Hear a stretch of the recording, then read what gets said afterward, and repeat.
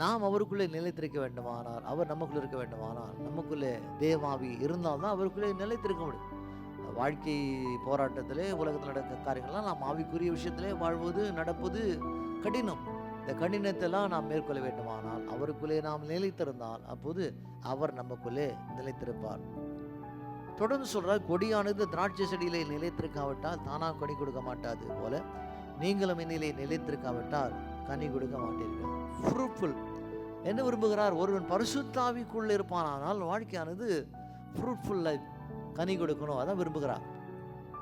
நானே திராட்சை செடி, நீங்கள் கொடிகள், ஒருவன் என்னிலும் நான் அவன் நிலைத்திருந்தார் அவன் மிகுந்த கனிகளை கொடுப்பான், என்னை இல்லாமல் உங்களால் ஒன்றும் செய்ய முடியாது. மிகுந்த கனிகளை கொடுக்க முடியும். You cannot do nothing. என்னை இல்லாமல் பரிசுத்தாவி நமக்குள் இருந்தால்தான் நாம் கனிகளை கொடுப்பது மட்டும் இல்லை, மிகுந்த கனிகளை கொடுக்கிற மகனாக மகளாக நம்ம இருக்க